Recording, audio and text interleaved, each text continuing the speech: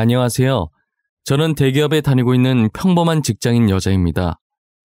제가 가끔 출근 준비를 하면서 여기에 있는 사연들을 종종 듣곤 합니다. 여기에 올라오는 이야기들을 들을 때마다 드라마 내용이 아니라 진짜 저런 일들이 실제로 일어난다고 하면서 놀라곤 했었는데 그런 일이 저한테도 일어나고 말았어요. 제게 일어날 리 없을 것 같던 일이 일어나니 처음엔 어디 말하기도 부끄럽고 혹여나 이 일로 저를 불쌍히 여길까봐 겁이 많이 났었는데 지금은 아무렇지도 않고 그냥 웃겨요. 이미 제 주변 사람들은 알고 있는 내용이지만 여러분들께도 드라마 보는 것이라 치고 한 번쯤은 들려드리고 싶어서 이렇게 사연을 적게 되었어요. 저는 제가 세상에서 가장 사랑하는 사람과 가장 증오하는 사람한테 배신을 당한 사람이에요. 여러분들도 어쩌다 제가 이 둘한테 배신을 당했나 싶으시겠지만 아마 제 얘기를 들어보시면 배신을 당한 게 아니라 쓰레기 청소 한번 시끄럽게 했네라는 생각이 드실 거예요. 저한테는 부모님만큼이나 사랑하고 소중한 남편이 있었어요. 저희의 첫 만남은 번화가에 자리한 분위기 좋은 카페였어요. 저는 한때 이력서며 자기소개서며 한창 취업 준비하느라 바쁠 때가 있었는데요. 늘 부모님의 잔소리를 피해서 카페로 도피해 시원한 커피를 한 잔 시킨 후 제일 구석진 자리에서 노트북을 켜고 머리를 잡아뜯으며 열심히 무언가를 작성하고 있었어요. 작성한다기보다는 적었다 지웠다 그 두 가지만 반복하고 있었죠. 그렇게 저는 시간이 가는 줄도 모르고 카페에서 자기소개서를 작성하고 있다가 커피잔을 들었는데 언제 다 마셨는지 커피가 없더라고요. 다시 사러 가기 귀찮아서 계속 앉아있다가 커피 없다는 걸 까먹고 헛손질을 몇 번이나 했던 것 같아요. 헛손질을 4번째 정도 했을 때쯤 다시 무의식적으로 커피를 들려고 하니 누군가 제 컵을 낚아채고선 새로운 커피를 제 손에 잡아주시더라고요. 빈잔을 지금 몇 번이나 잡는 거예요. 자꾸 빈잔 들지 말고 이거 드세요. 컵 보니까 아이스 드신 것 같아서 똑같이 아이스로 샀어요. 좋아하는 커피인지는 모르겠지만. 아, 감사합니다. 카운터까지 가기가 귀찮아가지고 새로 안 샀는데 무의식적으로 손이 잡나 봐요. 계좌 알려주시면 제가 커피값 보내드릴게요. 됐어요. 커피값은 무슨. 저 심부름한 거 아니거든요. 취업 준비하시나 봐요? 아, 자기소개서 작성하고 계시길래. 이런 질문 실례인가? 실례 아니에요. 커피도 사주셨는데요, 뭘. 대기업으로 취업 준비 중인데 좀 힘드네요. 아무리 머리를 잡아뜯어도 글이 잘 써지지가 않아요. 혹시 도움이 될지는 모르겠는데 한 번만 봐도 될까요? 제가 왕년에 자기소개서 정말 잘 적었거든요. 친구들도 저한테 부탁하고 그랬었어요. 저는 남편의 도움으로 자기소개서를 작성할 수 있었고 거기에 커피까지 얻어 마셔서 계속 신세만 지고 있는 것 같아 제가 남편에게 저녁을 사주기로 했어요. 이런저런 얘기를 나누다 보니 취미도 비슷하고 통하는 것도 많더라고요. 어쩌다 번호 교환까지 하게 됐고 남편이 도와준 자기소개서로 합격하게 되면 연락 주겠다고 했어요. 그런데 정말 그 자기소개서로 제가 그토록 가고 싶어 했던 대기업에 합격을 한 거예요. 합격 통지를 받자마자 남편한테 전화해서 기쁜 마음을 함께 나눴죠. 그렇게 첫 만남 후 다시 만난 건 제 월급날이었어요. 첫 월급을 받고 제일 먼저 남편에게 감사하다고 비싼 밥을 대접하고 싶었거든요. 다시 만난 남편은 처음 봤을 때보다 더 잘생겨졌고 옷도 엄청 차려입고 왔더라고요. 카페에서 봤을 땐 간단하게 후드티랑 청바지를 입고 있었는데 이번엔 세미 정장을 입고 나왔어요. 세미 정장을 입은 남편의 모습을 보니 순간 제 심장이 아플 정도로 뛰기 시작하는 거예요. 저는 혹시나 심장 뛰는 소리를 들킬까봐 조마조마하고 있는데 그걸 아는지 모르는지 남편은 해사하게 웃으면서 작은 꽃을 내밀더니 제게 축하한다고 말해주더라고요. 저는 남편에 대한 제 마음이 들킬까봐 괜히 일부러 툴툴거렸어요. 고맙네요. 근데 오늘 왜 그렇게 차려입고 나오셨어요? 낮에 선이라도 보고 오셨어요? 이렇게 차려입으시니까 카페에서 봤을 때랑은 좀 분위기가 다르네요. 왜요? 더 남자다워지고 더 잘생겨져서 설렜어요? 오늘 고백하는 날이라 차려입어봤어요. 여자가 봤을 땐 어때요? 이 복장으로 고백하는 거 괜찮아요? 아니면 좀 오버했나? 뭐 깔끔하고 단정한 게 괜찮네요. 고백하셔야 하는데 옷에 음식 냄새 배어서 어때요? 고백하고 오시지. 아니다. 고백하고 오면 내가 여자니까 아무래도 상대방이 싫어하지.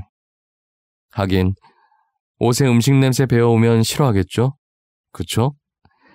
나중에 산책로 걸으면서 고백하려고 했는데 안 되겠다. 그냥 지금 해야겠다. 지금이요? 여기서요? 뭘 어떻게... 설마 전화나 문자로 하겠다는 거예요? 전화랑 문자 고백 그거 진짜 최악이에요. 고백은 상대방 얼굴을 직접 보고 해야지. 지금 뭐 하세요? 남편이 제게 고백할 사람이 있다길래 순간 남편에게 잠깐 마음이 갔던 제 자신한테 괜히 화가 나서 더 툴툴거리게 되더라고요. 그런데 갑자기 남편이 제게 목걸이가 담긴 액세서리 케이스를 슬쩍 들이미는 거예요. 이건 뭔데요? 목걸이? 이쁘네요. 그래서 이 목걸이가 뭐 어쨌는데요? 이제 하다 이거 주면서 고백하는 게 좋을지 확인받는 거예요? 아니에요.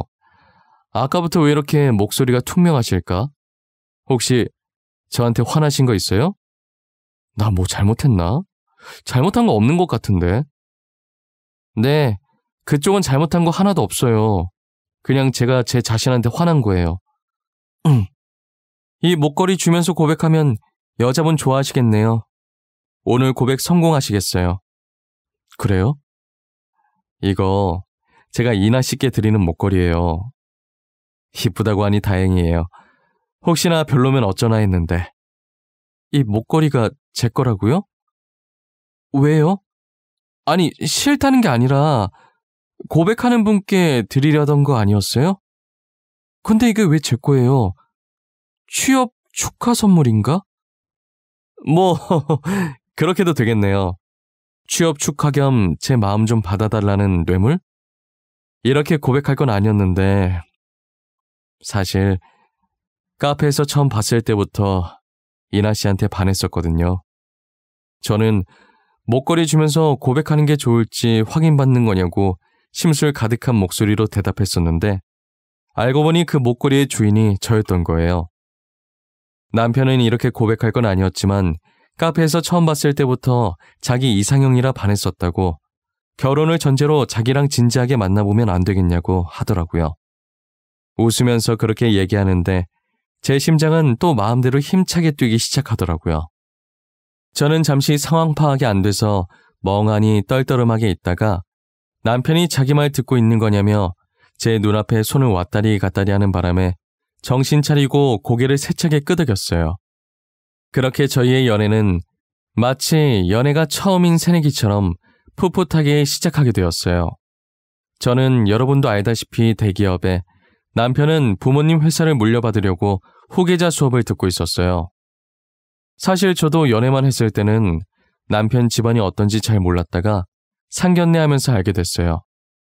카페에서 봤을 때 대충 걸쳐도 귀티나 보이더니 역시나 어느 기업의 아들이었던 거죠. 부잣집 도련님이라고 해서 제 태도가 바뀌거나 남편의 태도가 바뀌거나 하진 않았어요. 제가 자신보다 못한 집안이라고 무시하지도 않았고 저도 저보다 부유한 집안이라고 해서 속물처럼 행동하거나 불편해하거나 하지 않았어요. 서로 좋아서 만난 것이기 때문에 저희에게 집안은 아무 필요가 없었거든요. 서로에 대한 마음만 변함없다면 아무래도 괜찮았어요. 저희는 빨리 결혼하게 될 줄 알았는데 3년 정도 긴 연애를 하고 결혼을 약속하게 됐어요. 이미 상견례는 다 마친 상태였고 결혼식 날짜만 다가오기를 기다리고 있었죠. 그러다 갑자기 저희 회사의 중요한 프로젝트가 앞당겨지면서 결혼을 3일 정도 뒤로 미뤄야 할 것 같은 상황이 생긴 거예요.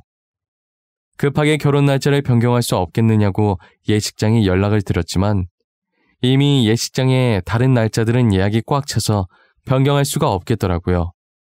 그렇다고 취소할 수도 없는 노릇이고 결국은 결혼식을 예정된 날짜에 하고 신혼여행만 미루게 됐어요.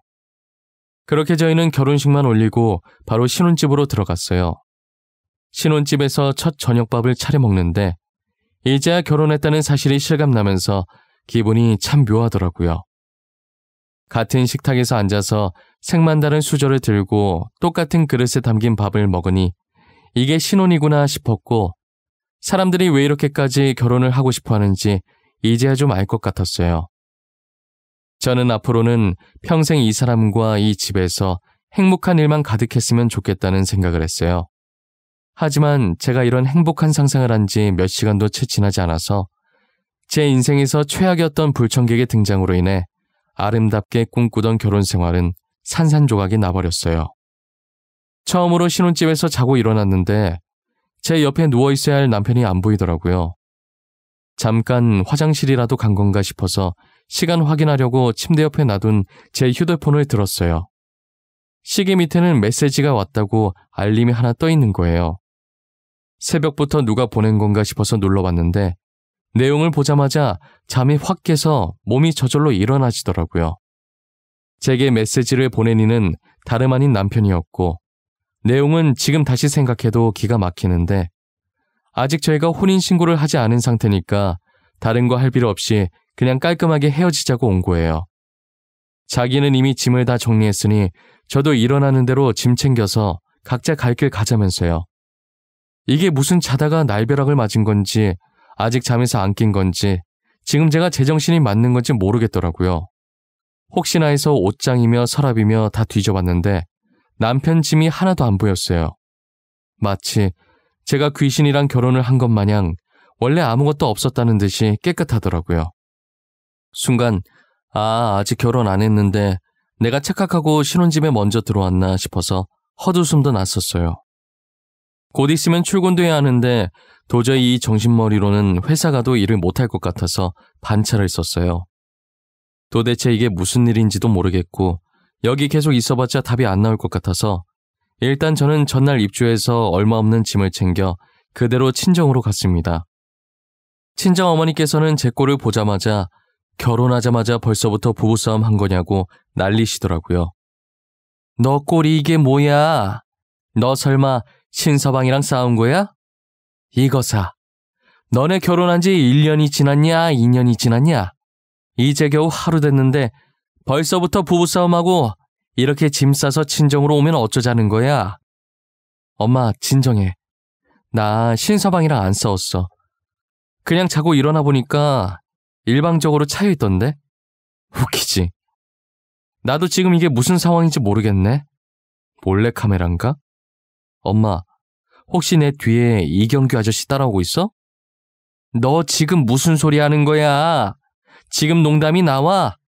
내가 알아들을 수 있게 얘기 좀 해봐. 뭐가 어쨌다고? 자고 일어나 보니까 차여 있었다고? 네가 신서방한테? 내가 차였더라고. 신서방한테.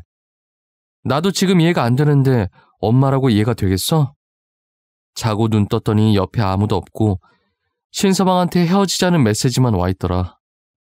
기가 차 아주. 너 어제 신서방한테 뭐 잘못한 거 있어? 잘 좀 생각해봐. 잘못한 게 있는지 없는지. 괜히 저러지는 않을 거 아니야. 안 그래? 괜히 저러면 진짜 걔는 또라이지. 엄마, 진짜 미치겠는 건 뭔 줄 알아? 아무리 생각해봐도 내가 잘못한 건 하나도 없다는 거야. 밥 잘해 먹이고 설거지도 내가 하고 첫날 밤 잘 보냈고 도대체 내가 뭘 잘못한 거냐고. 제가 아무리 말을 해도 저희 친부모님은 제 말을 이해하지 못하시더라고요. 당사자인 저도 지금 벌어진 이 상황이 이해가 안 가는데 부모님은 오죽하시겠어요? 부모님의 답답한 그 심정 100번이고 1000번이고 이해가 돼요. 하지만 저도 제 머리를 잡아 뜯으면서까지 생각을 해봐도 도무지 이별의 원인을 찾지 못했어요. 어제 저녁부터 오늘 새벽까지 있었던 일을 부모님께 말씀드렸지만 가만히 듣고 계시던 부모님께서도 갑작스러운 이별의 원인을 찾지 못하셨어요. 헤어질 땐 헤어지더라도 도대체 저희가 왜 헤어져야 하는지 이유라도 알고 싶어서 남편에게 전화를 해봤는데 일부러 제 전화를 피하는 건지는 몰라도 한 번을 안 받는 거예요. 진짜 이 정도 전화를 걸었으면 한 번 정도는 받을 만도 한데 계속 안 받으니 미치겠더라고요. 결국 저는 답답한 마음에 숨어버린 남편을 직접 찾아보려고 남편네 회사로 나서게 됐죠. 부사장님네 사모님 아니세요? 어제 결혼식에서 뵀던 것 같은데. 그런데 사모님께서 여기는 어쩐 일이세요? 아, 오늘 저희 대표님 만나러 오신 거예요? 아니요, 남편 보러 왔어요. 혹시 남편 회사에 안 왔나요? 지금 새벽에 나가서 아직까지 연락도 안 되고 혹시나 회사에 무슨 일이 생긴 건가 걱정돼서 와봤어요. 부사장님, 이번 주는 결혼식에다 애매하게 신혼여행 껴서 아예 쭉 연차 쓰시고 회사에 안 계세요. 아까 저희도 일 때문에 전화를 드렸었는데 연락이 안 되긴 하던데 혹시 잠시 친구 만나러 가신 거 아니에요? 아, 그래요? 고마워요. 제가 바쁜 사람 너무 잡고 있었네요. 미안해요. 하던 일 계속 봐요. 혹시라도 남편 연락되면 저한테 전화 좀 해달라고 해주세요. 부탁드릴게요. 진짜 미안해요. 저는 결국 그날 남편 머리카락 한 올도 보지 못하고 바로 회사로 출근했어요. 그리고 그 주 내내 폰만 들여다봤지만 남편에게 연락이 단 한 번도 오지 않았죠. 그 다음 주에 제가 다시 회사로 찾아가니 웬 모르는 여자랑 팔짱을 끼고 웃고 있는 거예요. 사람을 일주일간 피말리게 해놓고 자기는 실실 웃고 있는 모습을 보니 피가 거꾸로 솟는 기분이더라고요. 저는 지금 누가 보던지 말던지 신경 쓸 상황이 아니라서 그대로 남편에게 직진해서 소리쳤어요. 지금 나랑 뭐 하자는 거야? 너는 나한테 달랑 문자 하나 보내놓으면 끝이야? 야, 설명을 해보라고. 지금 이게 무슨 상황인지 당장 설명하라고. 이나야, 내가 다 설명할게. 그러니까 여기서 이러지 말고 우리 나가서 얘기하자. 여기는 보는 눈도 많고 봐봐. 지금도 저렇게 우리 쳐다보고 있는 사람들이 있잖아. 지금 네 행동이 쪽팔린 줄은 아나 보지? 나 절대 안 나가. 내가 왜 나가? 그냥 여기서 말해. 내가 지금 네 체면까지 생각할 상황이야? 회사 다 엎어버리기 전에 말해! 알겠어. 말할게. 사실 내가 2달 전에 아주 잠깐 권태기가 와서 만난 여자거든. 진짜 딱 한 번 실수했는데 임신이 되어버려서 어쩌겠어. 내 애인데 내가 책임져야지. 안 그래? 뭐? 지금 이 여자가 뭐를 했다고? 임신? 방금 임신이라고 했어? 이게 진짜 미쳤나? 야! 그때 결혼 날짜 잡은 후잖아. 이놈이 결혼 날짜까지 잡아놓고 이 짓거리를 해? 이거 아주 제정신이 아니네? 알고 보니 잠깐 만난 여자랑 딱 한 번 실수한 게 바로 임신이 되어버리는 바람에 제게 이별을 통보하고 급하게 근처 교회에 양해를 구하고 둘이서 몰래 결혼식을 올린 뒤 신혼여행을 갔다 왔다는 거예요. 누구는 일주일간 피 말렸는데 누구는 결혼식에 신혼여행까지 야무지게 갔다 오고 이게 드라마도 아니고 실제로 일어날 수 있는 일이냔 말이에요. 가만히 듣고 있자니 현실은 제가 무엇을 상상하든 제 상상보다 그 이상이더라고요. 정말 기가 차서 웃음도 안 나오고 화도 안 나오고 아마 당해본 사람만 제 기분을 느낄 수 있을 거예요. 어떤 여자인지 낯짝이나 보자고 남편 옆에 서 있는 여자 보면 어디선가 본 적이 있는 사람 같더라고요. 가까이 가서 얼굴을 자세히 보는데 분명 본 적은 있는 것 같은데 도무지 기억이 안 나는 거예요. 그러다 상간녀가 남편에게 가자면서 웃는데 목소리 듣자마자 누군지 딱 알겠더라고요. 어이, 잠깐. 내가 전현 어딘가 많이 낯익다 했는데 너 정미숙 아니냐? 아, 맞다. 이름 촌스럽다고 바꿨었지 참. 정미진 맞지? 땡땡 고등학교 정미진 맞잖아. 오랜만이네, 유인아. 이렇게 만날 줄은 꿈에도 몰랐는데 어떻게 여기서 다 만나니? 너는 변한 게 하나도 없구나. 몇 년 만에 만나도 여전해. 그 성질머리는. 나 누군지 알았으면서 한 거야? 너도 여전하네, 뻔뻔한 거는. 너 근데 진짜 소문대로 다 뜯어 고쳤네? 순간 누군지 못 알아볼 뻔했잖아. 고칠 거면 돈 좀 더 주고 잘 고치지. 조만간 코에 실리콘 빠지겠어. 지금 내 걱정할 때가 아닌 것 같은데 너 이제 남편한테 버림받은 거 소문 다 났겠다. 쪽팔려서 고개를 어떻게 들고 다니니? 나 같으면 쥐구멍이라도 찾아서 들어가겠어. 남의 남자 뺏은 너도 고개 잘 들고 다니는데 나라고 못 들고 다닐 이유 없지 않아? 내가 무슨 죄를 지었다고 고개를 숙이고 다녀? 지은 죄도 없는데 더 당당하게 다녀야지.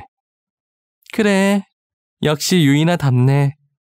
자존심 없으면 시체인 너다운 대답이야. 멋있다, 야. 그럼 고개 들고 잘 다녀봐. 그게 얼마나 갈 수 있을지 모르겠지만 말이야. 정미숙, 지금 다들 너한테 사모님 하면서 웃어주니까 네가 진짜 사모님이라도 된 것 같지? 뒤에선 다 임자 있는 남자 꼬신 첩이라고 말해, 첩. 알아? 너는 다른 사람들한테 그저 첩일 뿐이야. 첩이라는 제 말에 욱한 건지 아니면 촌스러운 예전 이름을 불러서 욱한 건지 상간녀는 제게 다가와서 뺨을 치는 거예요. 평소에 피부가 약해서 조금이라도 까슬까슬한데 긁히면 바로 상처가 나는 타입이었는데 입술이 살짝 터지고 상간녀의 손톱에 살짝 스쳐서 볼에 긁힌 상처가 생겼더라고요. 저는 상간녀를 보며 방금 네가 한 짓 후회하게 만들어주겠다고 말하고 남편 회사에서 빠져나왔어요. 남편 회사에서 나오자마자 곧장 병원으로 달려가 진단서를 받았어요. 그리고 상간녀 소송을 하기 위해 필요한 증거들을 모으기 시작했죠. 일단 남편 회사에서 저희의 영상을 찍고 있던 사람들 중에 저와 안면이 있는 직원이 있었어요. 그 직원에게 연락해서 익명은 보장해 줄 테니 낮에 찍었던 영상을 달라고 해서 받아냈어요. 저희가 결혼을 했었다는 내용과 결혼 후 제게 무작정 이별을 통보한 것, 바람핀 것, 그리고 상간녀가 제 뺨을 친 것까지 모조리 다 들어있더라고요. 이것을 나중에 소송할 때 증거 영상으로 쓰기 위해서 따로 저장해놨어요. 사실 그 상간녀는 제 고등학교 동창이었고 저랑 친한 사이는 아니었어요. 학창 시절에도 친구들의 남자친구를 뺏고 다니기로 유명했던 애였어요. 심지어 제 남자친구도 몇 번이나 그 애한테 빼앗긴 전적이 있었고요. 저는 그때 이후로 상간녀를 극도로 증오하고 있었죠. 학창 시절에도 그렇고 지금도 그런 것 같고 상간녀는 유독 저한테 열등감을 느꼈었어요. 예쁜 이름도 부러웠고 행복해 보이는 부모님도 부러웠고 하물며 만나는 남자마다 다정했으니 지금 생각해보면 제게 이름과 부모님을 뺏을 수는 없어서 남자를 뺏어왔던 것 같아요. 그런데 이번에 남편까지 뺏고 있으니 이대로 가만히 있을 수가 없겠더라고요. 저는 이 일을 동창들에게 말했는데 동창들도 그동안 골치 아팠던 일이 있었던 거예요. 그 상간녀 때문에 이혼한 동창도 2명 정도, 이제 저 포함해서 3명이 있더라고요. 이것도 우연의 일치였는지는 모르겠는데 이혼한 친구들이 저랑 절친한 사이였어요. 남편 외도 알아차렸을 때 어떻게 했냐고 물어보니까 이미 이혼하고 나서 상간녀가 있었다는 사실을 알아차려서 아무것도 할 수 없었다고 하더라고요. 그러다 한 친구가 다짜고짜 저한테 제 SNS 계정이 공개인지 비공개인지 물어보더라고요. 알고 보니 상간녀가 저희 SNS 계정을 타고 들어가서 남편들한테 접근을 했던 거예요. 다른 친구들 계정을 통해 계속 이 계정 저 계정 타고 들어가는 방법으로요. 제가 비공개하는 방법을 몰라서 만들어 놓은 상태 그대로 쓰고 있다고 했더니 아마도 같은 방법으로 남편한테 접근했을 가능성이 크다고 하더라고요. 저는 친구들에게 혹시 뒤늦게 상간녀였던 거 알게 된 증거 있냐고 물었더니 아마 가지고 있을 거라고 하면서 휴대폰을 뒤져보는데 다행히 증거들이 있더라고요. 지금 상간녀 소송 준비 중이라고 어쩌면 필요할 수도 있을 것 같아서 일단 증거 사진들을 달라고 부탁했어요. 친구들은 흔쾌히 제게 증거 사진들을 넘겨주었죠. 저는 친구들에게 받은 증거들을 남편한테 보냈어요. 보내고 얼마 지나지 않아서 전화가 오더라고요. 지금 나한테 뭘 보내는 거야? 이 사진들이 도대체 뭐 어쨌는데 나한테 협박하는 거야? 도대체 원하는 게 뭐야? 지금 내가 너한테 협박하는 걸로 보여? 하루라도 더 빨리 정신 차리라고 보내주는 거야. 내가 보내준 사진들이 지금 네랑 결혼한 그 여자의 실체야. 알아? 이게 다 그 여자가 저지른 짓들이라고? 거짓말 치지 마.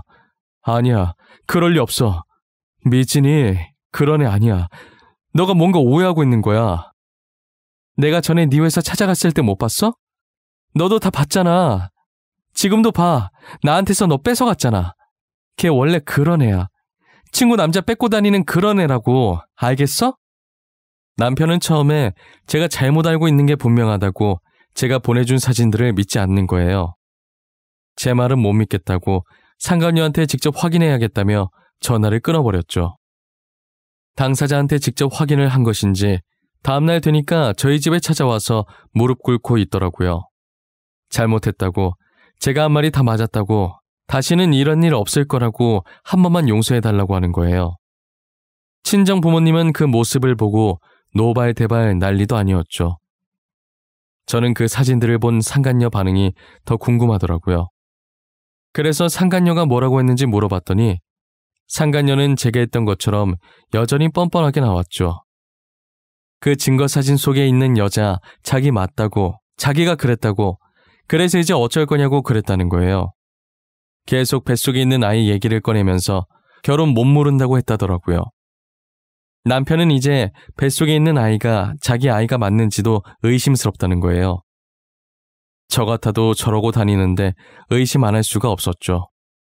상간녀는 애초에 제 남편에게 사랑이란 감정은 없었고 오직 돈만 보고 접근한 거예요. 이제 와서 용서해달라고 울고 있는 남편이 너무 한심해 보였고 앞으로는 제 눈앞에 나타나는 일이 없었으면 좋겠다는 생각이 들었어요. 제가 용서 받아줄 마음 없다고 돌아가라고 했지만 남편은 일어날 생각을 하지 않았죠. 결국은 저희 어머니께서 소금을 뿌리시고 난리치는 통에 쫓겨나다시피 나갔어요. 저는 남편과 상간녀를 고소했고 위약금도 받아냈어요. 그리고 상간녀를 폭행죄로도 고소해서 얼마 전에 재판이 끝났는데 초범이기도 하고 상처가 그렇게 깊지 않아서 벌금으로 끝났더라고요. 감옥에 못 보낸 게 한이라며 그 자리에서 몇 대 더 맞을 걸 그랬다 싶었어요. 나중에 동창들한테 우연히 그 둘 소식을 듣게 됐는데 상간녀는 지금 아무것도 안 하고 전 남편 등에 빨대 꽂고 살고 있다고 하더라고요. 그리고 뱃속에 있던 아기도 과연 누구의 아이일지 저희끼리도 되게 말이 많았었는데 낳고 보니 그 많은 남자들 중에 하필 또 전 남편의 아이가 맞았던 거예요. 결국 전 남편은 이혼도 못하고 상간녀와 계속 살고 있다는 소식을 들었어요. 상간녀 때문에 골치 아픈 건 전 남편뿐만이 아닌 것 같더라고요. 시댁 식구들도 만만치 않게 골머리를 썩이고 있는 것 같았어요. 아무것도 안 하는 상간녀가 시댁 식구들보다 돈을 더 많이 쓰고 다니고 있거든요. 상간녀의 사치는 아무도 말릴 수 없었고 사람이 뻔뻔하기도 그렇게 뻔뻔할 수가 없으니 아무래도 상간녀가 제 발로 이혼한다고 하기 전까진 시댁은 계속 지옥일 거예요. 저는 엄청나게 쌓인 청소를 드디어 끝마치고 청소하며 흘린 땀을 싹 씻은 기분이에요. 10년 묵은 채증이 내려갈 때도 아마 이보다 상쾌할 순 없을 거예요. 처음 헤어지자는 통보를 받았을 땐 참 어처구니 없고 이런 일이 내게도 벌어지는구나 했었는데 이렇게 지금 글 적으면서 다시 생각해보니 좀 웃기기도 하네요. 앞으로 저를 소개할 때 돌싱이라고 말하기도 민망한 결혼기간이에요. 저처럼 결혼한 지 고작 몇 시간 만에 이혼당한 사람이 또 있을까요? 벌써 제가 전 남편과 이혼을 한 지 몇 년이라는 시간이 흘렀네요. 그 사이 저는 전 남편보다 훨씬 좋은 남자를 만나 결혼을 했어요. 제 인생에 결혼이 다시 오려나 했는데 결국은 이렇게 다시 오더라고요. 그리고 지금 남편을 만나면서 오히려 더 승승장구하는 기분이에요. 남편과 결혼 후 바로 중요한 프로젝트가 있었는데 성공리에 잘 끝나서 승진도 했거든요. 이틀 전에는 제 뱃속에서 꿈틀거리고 있는 귀여운 생명체도 발견하게 됐답니다. 그래서 어제부터 남편이 저보고 편히 쉬라면서 혼자서 집안일을 다 하고 있어요. 제 남편이 모두가 알아주는 팔불출 남편이거든요. 저는 정말 더도 말고 덜도 말고 이대로만 계속 간다면 정말 더 이상 소원이 없을 것 같아요.